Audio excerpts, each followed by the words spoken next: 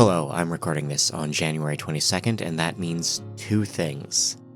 Light thinks it travels faster than anything else, but that's wrong, because no matter how fast it goes, it always finds darkness there waiting for it.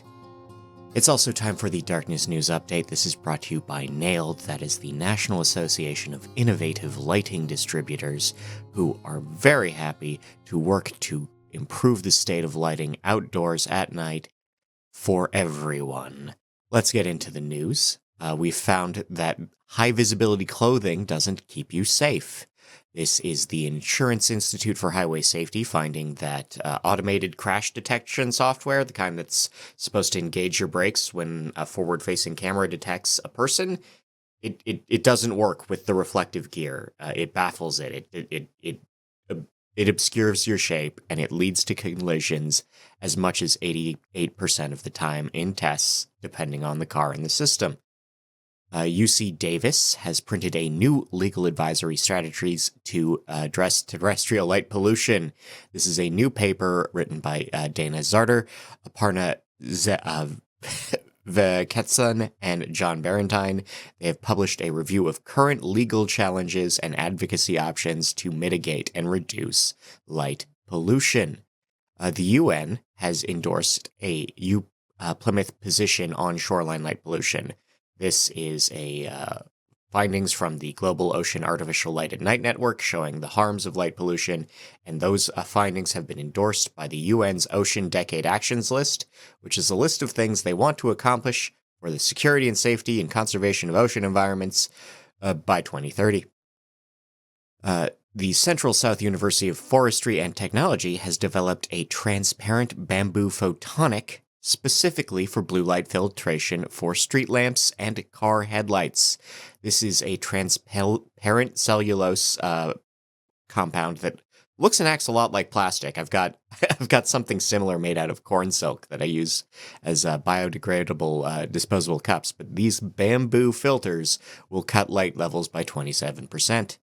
Greek scholars have developed a method to measure the impacts of facade lighting. This is a 4-university team with new guidelines on measurements and equipment selection, and they're ready to go right now.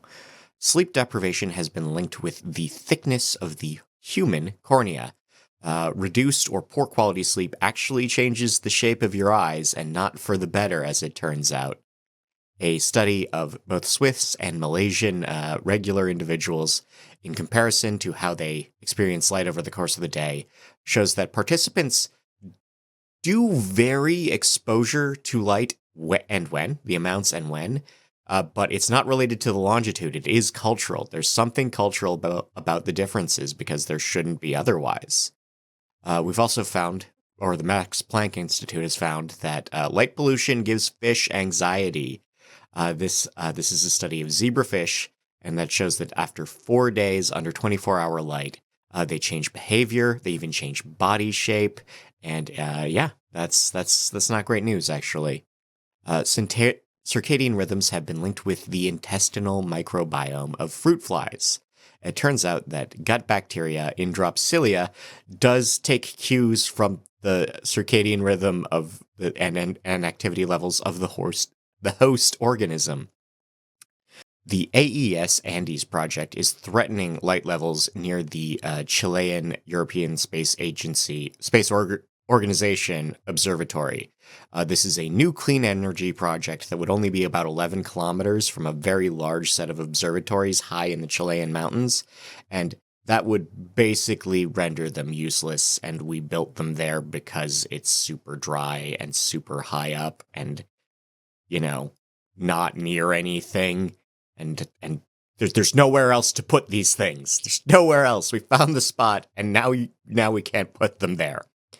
And the astronomy community is reacting to the news with a lot of support, a lot of calls to action to change this, including the Atacama Large Millimeter Array Observatory, also in a different Chilean mountain built there for a specific reason, and they are trying to make a stand, and hopefully we can improve this. In Annandale, Virginia, Rushil Kureja has formed a 501c3 organization with a Cornell grant to reduce light pollution. His biggest achievement so far is that he has teamed up with state legislator Rip Sullivan to propose a state-level legislative education program on light pollution and push the state parks into dark sky programs. Rushil Kukreja is 17 years old. The kids are all right, guys. DSI has recognized, Dark Sky International has recognized Franklin Mountain Energy in Lee County, New Mexico's lighting retrofits at 3 facilities. Last year, the Franklin Mountain Energy Corporation was fined $400,000 for horrifyingly terrible gas emissions. So they've done a lot of things to improve their reputation very quickly, including retrofitting all the lighting on 3 oil and gas extraction and processing plants in New Mexico, and this is the first industrial facility recognized by DSI as a dark sky friendly facility. Dark Sky International has also recognized the Gower National Landscape in Wales. This is the 6th spot in Wales. Wales wants to be the first dark sky nation, by the way. North Yorkshire's is installing 4,500 new LED streetlights, and half of them won't turn on after midnight. That's right. These lights will be running through the North York Moors and Yorkshire Dales National Parks, which are dark sky sanctuaries, and the new lighting plan is specifically in place to maintain that status. In Allen, Texas, the city council voted in favor of adding more lighting to a pizzeria. The pizzeria does insist that they need 2 signs to advertise their business, not the one everyone else does. In Kirkwood, Massachusetts, they're debating CCT restrictions. Some of the city council are fine with a maximum of 4,000 K, and some actually would like it to be much lower and also require shielding and possible dimming, because that's a great debate to have, really. Okanagan, Washington has voted in favor of a new zoning code which includes lighting and glare rules. In Lake Elmo, Minnesota, we have newly recruited a light pollution specialist for their parks. Specifically, Arcadia National Park is gunning for a DSI cert, and this person, who has wandered over from a local university, will be helping them with that. Sarasota, Manatee, Florida insists on darkness in new developments. They are going to be making sure brightness, color, and shielding requirements are in place as they add more homes to the region. Texas. The state of Texas has added lighting to 1.5 miles of border security infrastructure. This is in Starr County.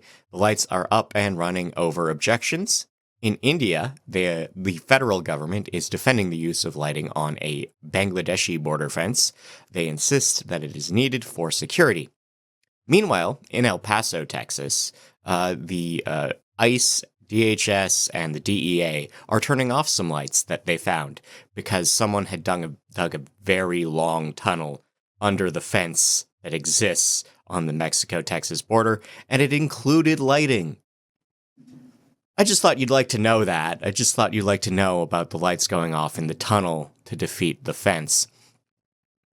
Anyway, Starlings are back in Belfast. They have changed the lighting policy on their bridges in Ireland, and that means that Starlings can now return to living on and under these bridges. They've spotted 10,000 this season, which goes to show that these things do work. Wellsboro, Pennsylvania has approved a new light pollution bylaw with new rules based on Dark Sky International guidelines. Bakersfield, California is pushing back on a proposed LDS temple specifically for lighting. They've called for an environmental review to check on the org's promise to not engage in light pollution. Did you know these temples aren't actually open even to members most of the time? It's just like for weddings. I did not know that part. Anyway, in Utah, 3 Peak Films won the Davie Award for their promotional videos for Beaver County. They're a film company that has been recognized in the travel and tourism section of the awards for their works highlighting astrotourism in Beaver County. Samsung has worked with Verband Deutscher Elektrotechniker to reduce on a new QLED screen that seems to be better for your eyes.